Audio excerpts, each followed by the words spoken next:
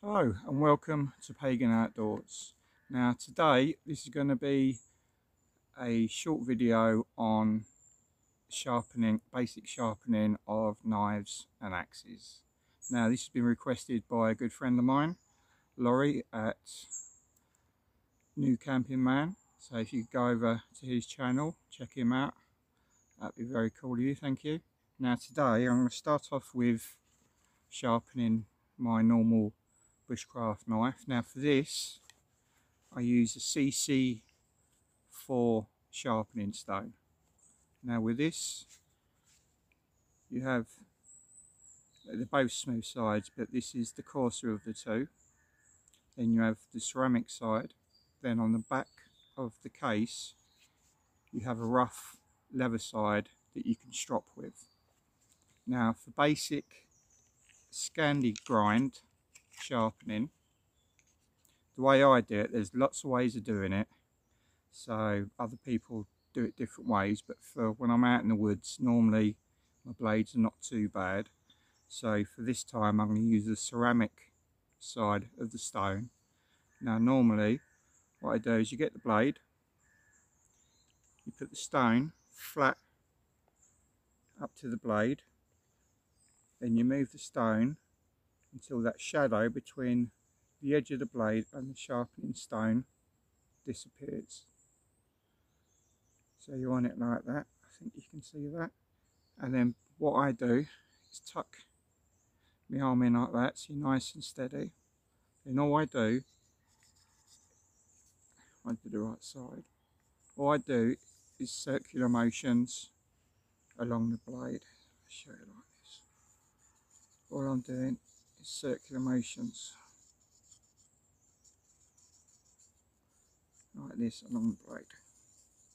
Now sometimes when you're looking down the knife you can see slight imperfections, so you can hit them areas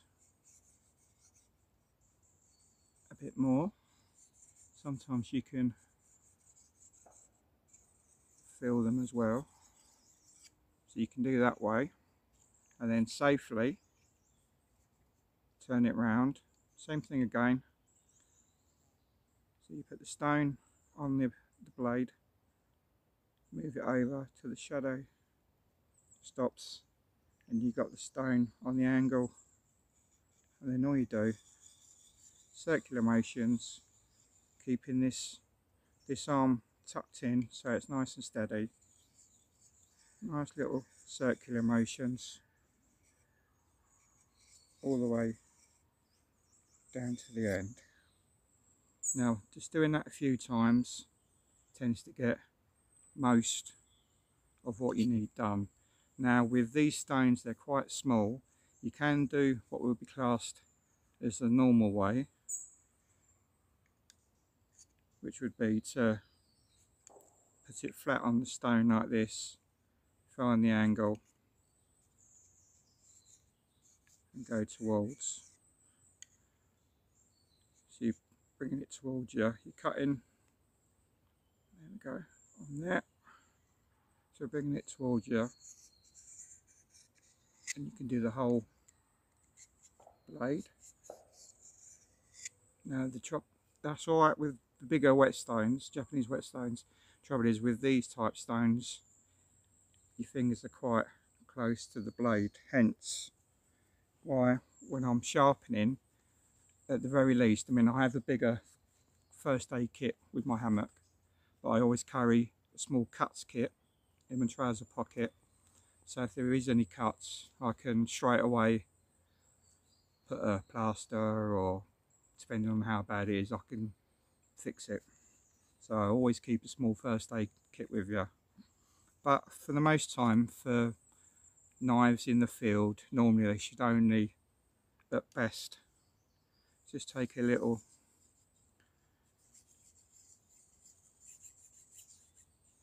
going round. Don't have to rush, go nice and slowly, and then you can lubricate by sort of spitting on it or putting a bit of water on it, or you can do them dry. But just going along. Nice and easy, just keeping the angle, but by keeping this arm tucked in and this straight, you've got fairly secure place to sharpen. And then you go along. Once you're pretty much done with this CC4 stone anyway, what I do is put the stone back in, then you have the side that has the writing on it, but the reverse side they've used so you can do it for stropping. So for stropping you can either use this, or I do have to hand a larger section of leather to use for stropping, but I've forgotten the compound, so I'll do it with this one.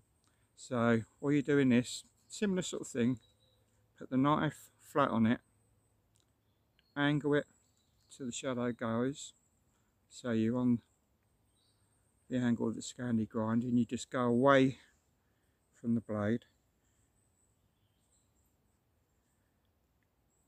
down, across, and you always go away from the leather. If you go that way, you're just going to cut the leather, and then you turn it round, find the angle,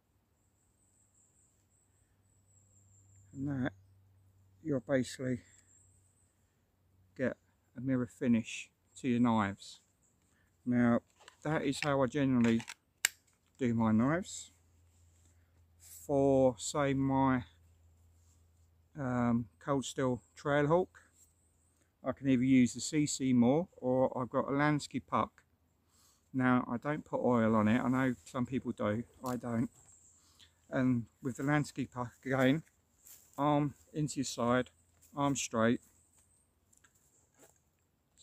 and because this of how the grind is on axes in general, same thing again, all I do is circular motions, and just going around.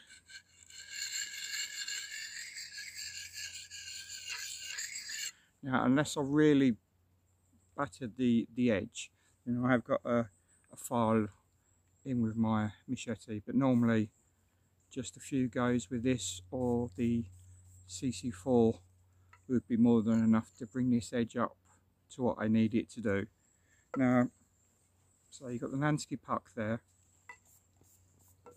and then for the Martindale British Army Glock, I know it's pitted and seen better days, but it's a true workhorse. Now as I say, I have a metal file in case I really batter the edge, but normally it's a case of just holding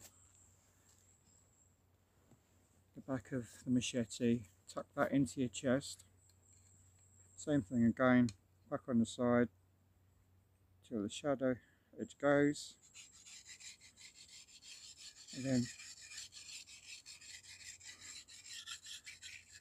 little circular motions, and then what I do, hold it by the handle, you've got that side there which just sits in, make sure you hold it down because you don't want to, this is the way I do it, it's not for everyone but this is the way, and then you can see right down the blade, pack again, get to the angle you want,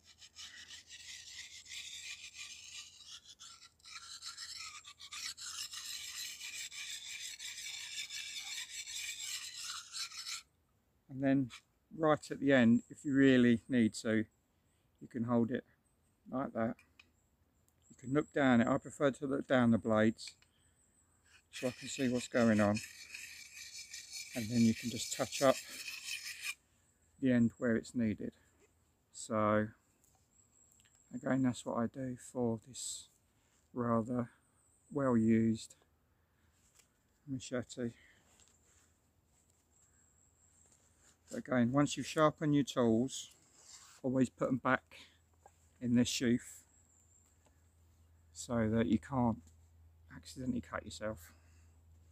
So, and that Goes the same for all my knives, even my little Mora Eldris that has the CC4 occasionally going over it, and then the leather strop side just brings it up to a shaving hair action. And I think that's it. So I hope you've learned something from this video. If there's any questions, please put them down in the comments. Please like and subscribe if you find this information useful and you like my videos, and there should be more content coming soon. Okay, so love and light, and I shall see you later. Thank you.